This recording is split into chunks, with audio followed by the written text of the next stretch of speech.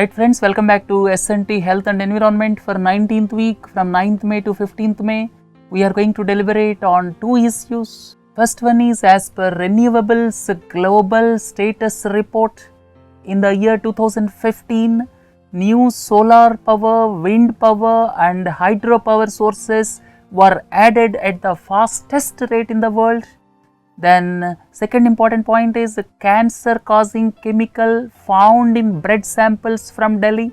We are going to deliberate on this issue and let us look at the first one. In 2015, new solar, wind and hydropower sources were added at the fastest rate in the world as per the report of Renewables 2016 Global Status Report.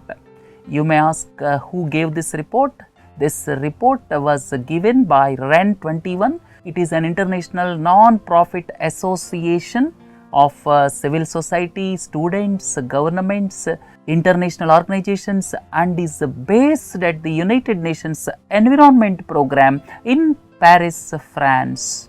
And as per the Renewables 2016 Global Status Report released recently, about 147 gigawatt of capacity was added in 2015 and this is roughly equivalent to Africa's generating capacity from all the sources.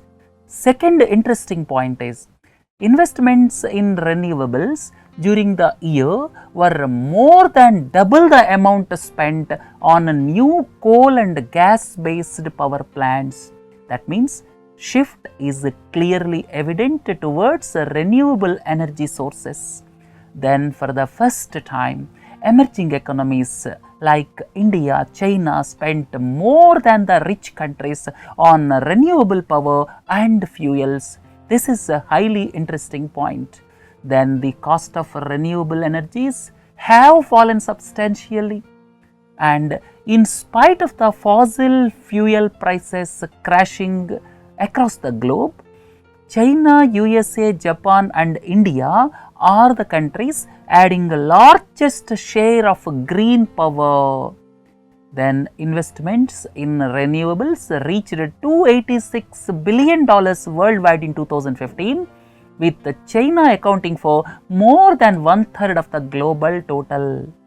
And if you look at the renewable energy, one is the solar power, all of you are familiar with, and China is the global leader in 2015. Please look into this slide. These are the modules for solar power. Then hydropower, again China is the leader in 2015. And if you look at the biodiesel production, basically biodiesel is made by chemically reacting lipids like vegetable oil, soybean oil or animal fat with an alcohol producing fatty acid esters, and in this biodiesel production United States of America is leading. Then in wind power, China is the leader in 2015. All of you are familiar with the windmills.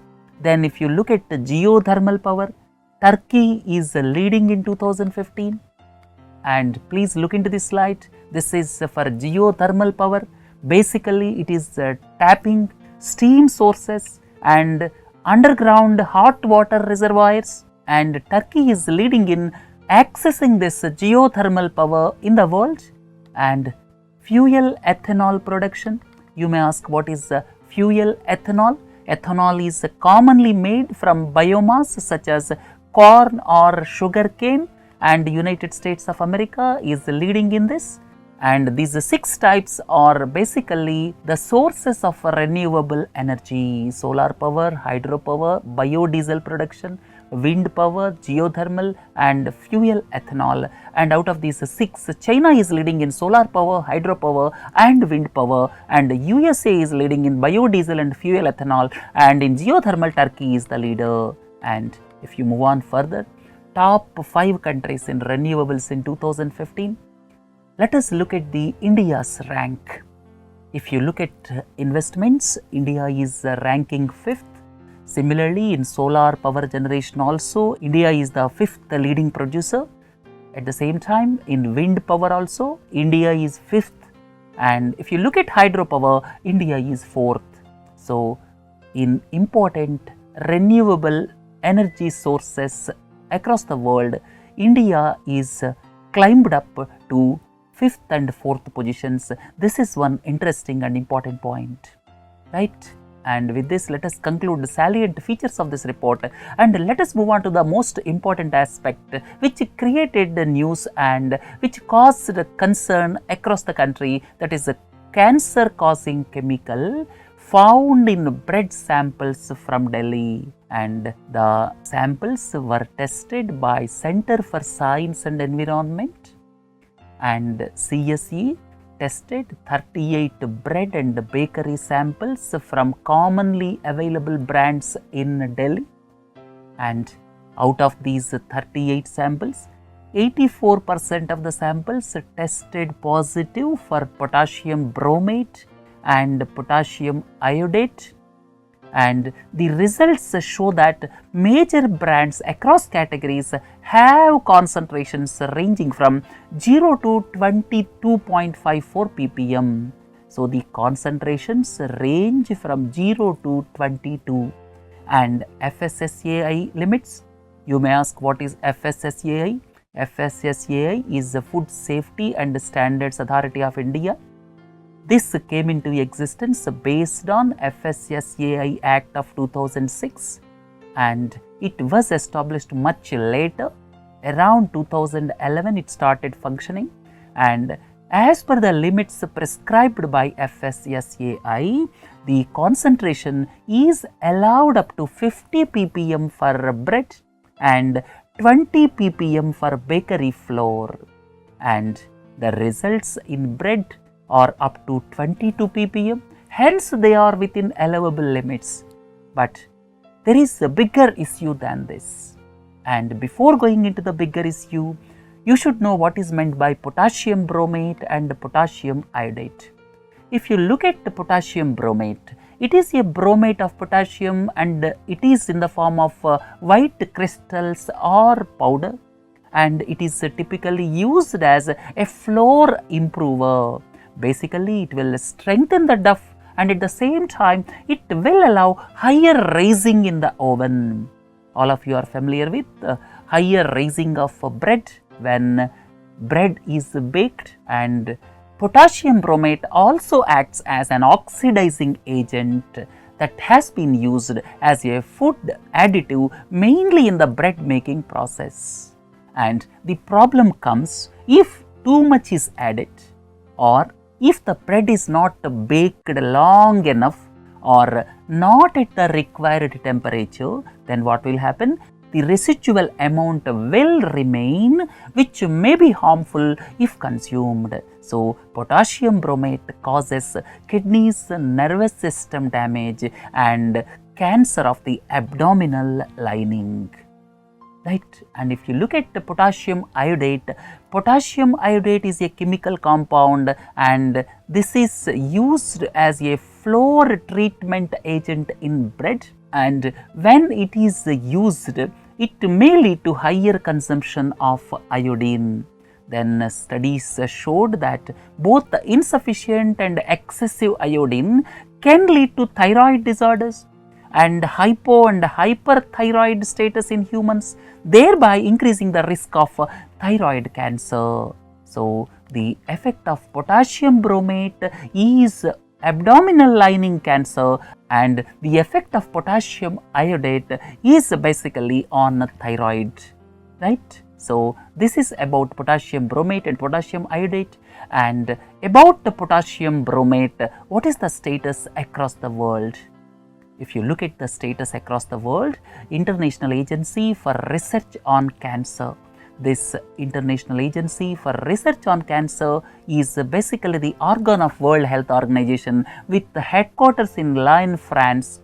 And in the year 1999, this IARC placed potassium bromate in the list of 290 other chemicals which are possibly carcinogenic to humans.